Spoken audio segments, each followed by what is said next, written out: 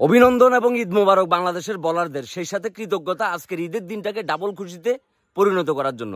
Specially Mustafiz, junior Shakib, senior Shakib, Rishad, Taskin, তারা না থাকলে আজকে ঈদের আনন্দটাই মাটি হয়ে যেত। সকালবেলা বাংলাদেশের ব্যাটিং দেখবার পরে খুব মন খারাপ করি নামাজ পড়তে গেছি, এবং নামাজ থেকে আসার পরে সিনারিও পুরা চেঞ্জ, এবং এটার পুরা অবদান সাকিব আল হাসান, জুনিয়র সাকিব এবং সেই সাথে মুস্তাফিজের জুনিয়র সাকিব জাস্ট অসাধারণ।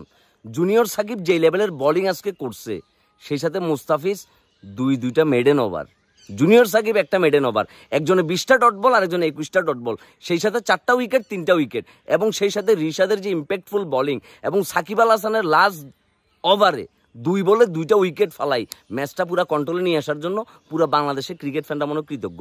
তারা কৃতজ্ঞ না হোক, স্পেশালি আমি কৃতজ্ঞ, কারণ আজকের দিনটা আমার খুব বাজেভাবে শুরু হয়েছিল। প্রচণ্ড মন খারাপ করি কি আজকের দিনে নামাজ পড়তে গেছি, কিন্তু আসবার পরে চিত্র পুরা ঘুরে গেছে। বাংলাদেশ এখন বোলিং টিম হয়ে গেছে। বোলিং টিম এই কারণেই বলতেছি, কারণ ব্যাটারদের দিক থেকে আমরা ওই লেভেলের পারফরমেন্স কিন্তু মোটেও পাইতেছি না। লাস্ট 4টা ম্যাচ দেখেন, 4টা ম্যাচ কিন্তু আমাদের বলাররাই কিন্তু সর্বোচ্চ লেভেলের ডেডিকেশন দিয়ে ম্যাচটা কিন্তু জিতছে। 3টা ম্যাচ আমরা দিচ্ছি, তার ভিতরে নেদারল্যান্ডসের সাথে ম্যাচটাও যদি আমরা চিন্তা করি, ব্যাটাররা ভালো রান করছে, হয়তো আরো 15-20 রান আমরা বেশি করতে পারতাম, কিন্তু দিন শেষ ওই বলাররাই কিন্তু কি ইম্প্যাক্টফুল বোলিং করি ম্যাচটারে কিন্তু বাইর করে নিয়ে আসছে। আমাদের ব্যাটারদের কথা যদি বলেন, পিচ স্লো, ওইখানে রান কম হইব এটাও মানলাম, কিন্তু আমাদের ব্যাটারদের ব্যাট শর্ট সিলেকশন দেখেন, লিটন কুমার দাস, তারপরে হচ্ছে শান্ত, তারপরে হচ্ছে জুনিয়র তামিম, তাদের শর্ট সিলেকশন দেখেন যে কোন সিচুয়েশনে কোন মোমেন্টে তারা কোন ধরনের শর্ট সিলেকশন করি, কি তারা কিভাবে করে আউট হয়েছে, এটা একটা আবার চিন্তা করেন। এবং লাস্টে ফিনিশিং এর দিকে যদি আপনি যান, এই যে জাকির আলী, তাকে দলে অ্যাজ এ ফিনিশার হিসেবে নেওয়া হয়েছে, কিন্তু সে লাস্টে দিয়ে ম্যাচটারে ফিনিশ করে দিতে গেছে। মানলাম পিচ খারাপ, মানলাম পিচ মিরপুরের দানকেত, মানলাম সেটা যুক্তরাষ্ট্র ওয়েস্ট ইন্ডিজের দানকেত হয়ে গেছে, কিন্তু স্ট্রাইক রোটেট করে যে 1-2 সিঙ্গেল বাইর করা যায়, ওই জিনিসটাও কি আমরা ভুলে গেছি? সবাই তো আমাকে প্রচুর পরিমাণে গালিগালাজ করতেছেন, ধন্যবাদ এবং কৃতজ্ঞতা, সেই সাথে ভালোবাসা আপনারা যারা আমাকে প্রচুর পরিমাণে গালিগালাজ করছেন। এই কিছুদিন আগে যখন জিম্বাবুয়ের লোক আমাদের বাজে অবস্থা, কিছুদিন আগে যখন যুক্তরাষ্ট্রের সাথে আমাদের বাজে অবস্থা, আপনারা সবাই কিন্তু ব্যাকে মনে করেন যে কি কাশেম কাকার মাইক বাড়া করি উদম গালিগালাজ করছেন। জাস্ট আজকের ম্যাচটাও যদি আমরা হারিয়ে যেতাম, আপনারাও কিন্তু সেম জিনিসটাই রিপিট করতেন। যখনই একটা ম্যাচ জিতে গেছে, আপনারা আবেগে ভাষা শুরু করছেন। আমি কিন্তু আবেগে আজকে ভাষার লোক না, কিন্তু আমাদের বলারদের, specially junior Sakib, pace bowler হইলে এরকমই হইতে হইব।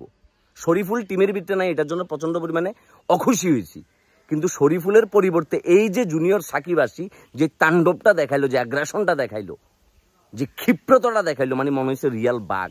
একজন পেস বলারের কিন্তু এই লেভেলের ক্ষিপ্রতাই থাকা উচিত। ব্যাটসম্যানরে চ্যালেঞ্জ জানাই, তারপর তার উইকেট তুলে নেওয়া, মানে এইটার ফিল আসলে অন্যরকম। পুরো বাংলাদেশের ক্রিকেট ফ্যানরা চাইছিল যে সাইফুদ্দিন টিমে থাকুক।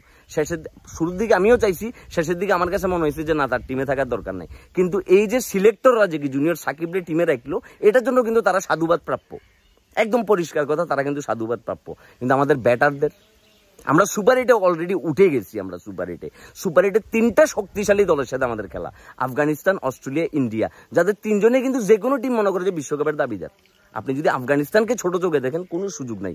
আফগানিস্তান যে লেভেলের কি অ্যাগ্রেসিভ ক্রিকেট খেলতেছে, এবং তারা তাদের ক্রিকেটের যেই উন্নতির জায়গায় নিয়ে গেছে, আমরা কিন্তু তার ধারে কাছেও কিন্তু নাই। এখন প্রশ্ন হচ্ছে, আমাদের বলাররা কি আমাদেরকে প্রত্যেকটা বার সাপোর্ট দিবে, প্রত্যেকটা ম্যাচে সাপোর্ট দিবে? আমাদের বলাররা সুপার 8-এর যে 3টা গুরুত্বপূর্ণ ম্যাচ আছে, ওই ম্যাচে যদি আমাদের ব্যাটসম্যানরা তাদের দায়িত্ব ঠিকঠাকভাবে পালন না করে, বলাররা কত দূর আগায় নিয়ে যাবে? আমাদের ব্যাটসম্যানরা ব্যাটে রান নাই, কিন্তু সংবাদ সম্মেলনে তাদের মাইকে মনে করেন যে কথার শেষ নাই, কথার ফুলঝুরি ছুটতে এসে। নাজমুল হোসেন শান্ত, লর্ড শান্ত ক্যাপ্টেন বলতেছে যে কি না, এভাবে রান করতে না পারাটা বিষয়টা ব্যাটারদের জন্য খুবই দুঃখজনক। আপনি এজ এ ক্যাপ্টেন হিসেবে হয়তো ফিল্ডিংটা আপনি দুর্দান্ত করতেছেন, ক্যাপ্টেন্সিও আপনি ভালো করতেছেন, এটা দেখলাম, এটা সত্য কথা, এটা বলতে হইব, কিন্তু ব্যাটিংয়ে যে আপনার যে একটা দায়িত্ব আছে এজ এ টপ অর্ডার, এভাবে টপ অর্ডার ক্র্যাচে ভর দিয়ে খুরাই আর কতদিন? সবাই আমাকে গালিগালাজ করতে পারেন, যা মন চায় তা করতে পারেন, কোনো সমস্যা নাই, কিন্তু আমাদের কাছে খারাপ লাগে সারাদিন টাইমটা নষ্ট করি যে আমরা এই ক্রিকেট দলটার পেছনে আমরা সময়টা দিচ্ছি। তারা একটা ম্যাচ জিতলে আমাদের দিনটা ভালো যায়, তারা একটা ম্যাচ হারলে আমাদের সারাটা দিন খারাপ যায়। আজকে সকালের নেপালের বোলিং দেখি এবং বাংলাদেশের ব্যাটিং দেখি, মন খারাপ হয় না এমন ক্রিকেট প্রেমী পাওয়াটা খুব দুষ্কর। সবাই মন খারাপ করি কি নামাজ পড়তে গেছে, কিংবা অন্যান্য ধর্মাবলম্বী যারা আছে তারা তাদের নিজস্ব কাজ করতে গেছে। চিন্তা করি দেখেন, যদি আজকে হারিয়ে যাইতাম এই ম্যাচটা, তাহলে আমাদের মনটা কেমন খারাপ থাকতো। কতটা খারাপ থাকতো। ইন্ডিয়া আবার শ্রীলঙ্কা মনে হচ্ছে নেদারল্যান্ডে মারি প্যাকেট বানাই ফেলছে, প্যাকেট ডাইরেক্ট, মানে লাস্টের দিক দিয়ে আসি তারা জ্বলি উঠছে। কিন্তু এইভাবে প্রত্যেকটা লো স্কোরিং ম্যাচে এইভাবে কিন্তু আমরা ম্যাচটা বাইরে করে নিতে পারবো না। সাউথ আফ্রিকার সাথে ম্যাচটার কথা চিন্তা করেন, কি অবস্থা হয়েছিল আমাদের, আর কি অবস্থা হইতে পারতো। ওই ম্যাচটা হয়তো আমরা বাইর করতে পারতাম, কিন্তু আমাদের ব্যাটারদের দক্ষতা না থাকার কারণে। আম্পায়ারের অবশ্যই কারচুপি ছিল, কিন্তু অ্যাজ এ ব্যাটার হিসেবে এই অল্প রান 113 রানের মতো অল্প রান, ওই রানটাও তো আমাদের নেওয়ার মতো একটা এবিলিটি থাকার কথা ছিল, কিন্তু আমরা সেটাও কিন্তু পারি নাই। আজকে ঈদের দিন আর মন খারাপ করতে মন চাইতেছে না, আনন্দে যদিও আছি কারণ টিম জিতে গেছে, গালিগালাজ করতেছি, ঠিক আছে। দিন শেষে ভিউ ব্যবসা সবচেয়ে বড় কথা না, ক্রিকেটটা আমরা ভালোবাসি। আপনি পোস্ট দিতেছেন প্লেয়ারদেরকে নিয়ে, টিমরে নিয়ে ক্ষোভ, রাগ, দুঃখ, কষ্ট জানাইতেছেন, আমি ভিডিও দিতেছি, পার্থক্য সেভ এইটুকুই। আর আপনার কাছে যদি মনে হয় ভিউ ব্যবসায়ী, then I love you so much. Eid Mubarak, সবাই ভালো থাকবেন, সুস্থ থাকবেন, এবং আমাদের ব্যাটারদের জন্য প্রচুর পরিমাণে দোয়া করবেন, কারণ তারা এখন আর ব্যাটার নাই, দুধবাদ হয়ে গেছে, দুধবাদ।